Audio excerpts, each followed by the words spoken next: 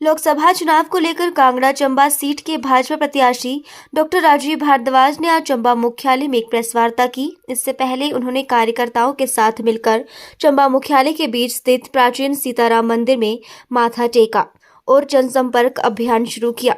पिछले 3 दिनों से लगातार चंबा जिला की अलग अलग विधानसभा क्षेत्र में जाकर लोगों के साथ वे संपर्क कर रहे हैं और आने वाले लोकसभा चुनाव में अपने लिए समर्थन मांग रहे हैं। राजीव भारद्वाज काफी सालों से चंबा जिला से भाजपा के प्रभारी के तौर पर काम कर चुके हैं। यही वजह है कि यहां पर हर कार्यकर्ता उन्हें अच्छी तरह से जानते हैं। इस दौरान राजीव भारद्वाज ने कहा कि कांग्रेस के पास कोई भी मुद्दा नहीं है और जिस तरह से वो मंडी सीट पर भाजपा प्रत्याशी कंगना के खिलाफ दुष्प्रचार कर रहे हैं, उसका जवाब प्रदेश की जनता उन्हें मतदान के दिन देगी। उन्होंने कहा कि कांग्रेस ने विधानसभा चुनाव के दौरान जिस तरह से लोगों से वायदे किए थे, वो वीडियो तक वायरल हुई है कि जैसे ही वो जीत करेंगे तो उन्हें सभी गारंटी को पूरा करना होगा। लेकिन अभी तक महिलाओं को जो 1500 देने का वादा है वो भी पूरा नहीं हो पाया है। उन्होंने कहा कि चंबा जिला को पर्यटन की दृष्टि से विकसित करवाने की काफ़ी ज़रूरत है और वो अगर चुनकर आते हैं तो सबसे पहले प्राथमिकता उनकी चंबा जिला का पर्यटन को दृष्टि से आगे बढ़ाने की ही रहेगी। मॉडल कोड ऑफ कंडक्ट लग जाएगा, इलेक्शन कमीशन की बाध्यता हो जाएगी। तो इसके पीछे भी एक सोची समझी चाल थी कि अपनी तरफ से शकूफा छोड़ दो, इलेक्शन कमीशन रोक देगा और उसके बाद लोकसभा के चुनाव में किसने क्या देखा है, कौन कहाँ होगा। ये मैं चंबा जिला में पिछले 15 वर्षों से आ रहा हूँ जी, और मुझे ये सौभाग्य प्राप्त हुआ है कि चंबा जिला के एक एक बूथ में एक एक कार्यकर्ता से मिलने का मुझे सौभाग्य मिला है और इस क्षेत्र के हर विधानसभा क्षेत्र के हर निक एंड कॉर्नर पे मैं जाके आया हूं और जो चंबा का नैसर्गिक सौंदर्य है उसको एक्सप्लोर करने की जरूरत है।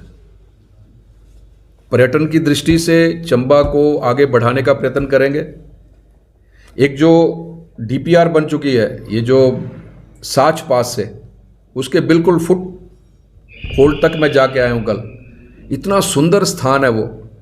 वहाँ यदि वो टनल बन जाए, वहाँ से रोड की कनेक्टिविटी अच्छी हो जाए तो पर्यटन की दृष्टि से चंबा बहुत आगे तक जा सकता है। और मैं पूरा विश्वास दिलाता हूँ कि इसके लिए दिल्ली जाकर पूरी जोर से चंबा की लड़ाई लड़ी जाएगी, क्योंकि चंबा मेरे लिए मेरा दूसरा घर है। कि जिस समय स्वर्गीय श्रीमान वीरभद्र सिंह जी इस प्रदेश के मुख्यमंत्री थे, शांता कुमार जी केंद्र में केंद्रीय मंत्री थे, उस समय शांता जी ने वीरभद्र सिंह जी से प्रार्थना की थी कि आप रेजोल्यूशन स्टेट गवर्नमेंट का जब तक नहीं आएगा तब तक केंद्र की तरफ से कोई मामला आगे नहीं बढ़ाया जा सकता, कि आप रेजोल्यूशन भेजें प्रदेश सरकार के नाते। केंद्र में मैं बैठा हूँ, पूरे प्रयत्न हम मिलकर करेंगे क्योंकि ये चंबा की जनता के भविष्य का प्रश्न है। लेकिन कुछ हो नहीं पाया। उन्होंने तो यहाँ तक कहा कि आप इसका श्रेय भी आप लें, हम श्रेय भी नहीं लेना चाहते, लेकिन इस काम को आगे बढ़ाएं। लेकिन राजनीति जो उस समय के चंबा के जो नेता लोग थे, उनको लगा कि यदि ये ऐसा हो जाएगा तो इसका श्रेय शांता कुमार जी और भारतीय जनता पार्टी ले जाएगी। नहीं सिरे चढ़ पाया। हमारी सरकार आई, आदरणीय जयराम ठाकुर जी इस प्रदेश के मुख्यमंत्री बने, शांता जी उस समय शायद राज्यसभा में भी थे। तो उन्होंने कहा और एकदम से जयराम ठाकुर जी की सरकार ने रेजोल्यूशन केंद्र को भेजा, मामला आगे बढ़ा, स्थान आइडेंटिफाई किया गया सिकरी धार। लेकिन दुर्भाग्य ये है कि टेंडर्स फ्लोट कर दिए गए, लेकिन कोई कंपनी आगे नहीं आई। जब इसके बारे में पता किया गया तो उन्होंने कहा कि यहाँ कनेक्टिविटी का इशू हो सकता है। जयराम ठाकुर जी ने कहा कि आप इसकी भी चिंता मत करिए, हम लोग इसका भी समाधान करेंगे। लेकिन कोई आगे नहीं आया। इसके विषय में मैं ये कहना चाहता हूँ, ये ऑन रिकॉर्ड्स है, पेपर्स में है, तो हमारी ओर से कोई कमी नहीं रही। लेकिन फिर भी क्योंकि ये एक भावनात्मक मुद्दा है, श्रद्धेय शांता कुमार जी ने भी उठाया और भारतीय जनता पार्टी का है, तो सांसद के नाते जो मेरी जिम्मेवारी होगी उसके लिए पूरा प्रयत्न करेंगे। लेकिन कांग्रेस की सरकार उस समय थी, उन्होंने इस विषय पे कुछ नहीं किया। ये मैं आपके चैनल के माध्यम से बड़ी जिम्मेवारी से बोलना चाहता हूँ। और दूसरा, जहाँ सीमेंट का कारखाना बन जाता है, उसका मैं उदाहरण देना चाहता हूँ। शांता कुमार जी मुख्यमंत्री बने, बरमाणा में सीमेंट का प्लांट खोला गया। सबसे गरीब जिलों में था जिला बिलासपुर। सीमेंट का प्लांट खोला उन्होंने, उनके सरकार में खुला, और आज हर घर में 4-4 ट्रक खड़े हैं। और जो हिमाचल प्रदेश में आदरणीय श्री सुखविंदर सिंह सुक्खू जी के नेतृत्व में हिमाचल प्रदेश की सरकार काम कर रही है। 15 महीने पहले आपने देखा होगा कि पहले जब कभी चुनाव होते थे, चाहे वो भारतीय जनता पार्टी जीतती थी या कांग्रेस पार्टी जीतती थी, जो वोट प्रतिशत था उसमें 4-5% की स्विंग होती थी। जब हमारी सरकार पहले बनी थी, श्रद्धेय जयराम ठाकुर जी इस प्रदेश के मुख्यमंत्री बने थे, तब भारतीय जनता पार्टी ने पूरे प्रदेश में कांग्रेस से 1,76,000 वोट ज़्यादा लिए थे। और इस बार जो कांग्रेस की सरकार बनी है, केवल 36,000 वोट अधिक लेकर कांग्रेस की सरकार यहाँ बनी है। और मैं तो कहता हूँ कि जनता, हमारी मातृशक्ति 1,500 रुपये का इंतज़ार कर रही है। जनता 300 यूनिट बिजली फ्री होने का इंतज़ार कर रही है। युवा हर साल 1 लाख नौकरियां आने का इंतज़ार कर रही है। किसान 2 रुपये किलो गोबर खरीदा जाए, उसका इंतज़ार कर रहे हैं।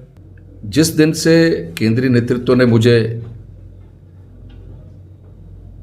इस टिकट से नवाजा है, उस दिन से जो कार्यकर्ता है, जो बूथ में जाकर वोट मांगने वाला कार्यकर्ता है, जनता जनार्दन के बीच में जाकर वोट मांगता है पार्टी के लिए, भारतीय जनता पार्टी के लिए, उसके अंदर इतना जोश है। उनको ये लगता है कि हमारी भीड़ में से किसी कार्यकर्ता को पार्टी नेतृत्व ने ये टिकट दिया है, और उनको ये भी लगता है ये टिकट हमें दिया है। तो उसका जो मैं उनका जोश देख रहा हूं, उस जोश को देखकर मैं पूरे विश्वास के साथ कह सकता हूं कि आने वाले समय में कांगड़ा चंबा लोकसभा इन नेताओं के मार्गदर्शन में और उन कार्यकर्ताओं की मेहनत के कारण एक इतिहास रचने वाली है। और इन 36 वर्षों में पार्टी ने जो कुछ मुझे दिया, बहुत कुछ दिया, चाहे वो खट्टा था, चाहे वो मीठा था, उसको भगवान के प्रसाद के रूप में मैंने ग्रहण किया। और आज उसी कार्यकर्ता को हमारे केंद्रीय नेतृत्व ने, हमारे शीर्षस्थ नेतृत्व ने इतने बड़े दायित्व के लिए तैयार किया है। उसके लिए मैं श्रद्धेय विश्व विख्यात नेता नरेंद्र भाई मोदी जी का और हमारा जो प्रदेश का शीर्षस्थ नेतृत्व है, इन सब का कोटि कोटि धन्यवाद करता हूं। 2 तारीख को सभी वरिष्ठ नेताओं के साथ बाबा बैजनाथ के चरणों में शीश निभाकर हमने अपने चुनावी अभियान का शुभारंभ कर दिया था। और जो काफिला बैजनाथ से शुरू हुआ था वो बढ़ता ही जा रहा है।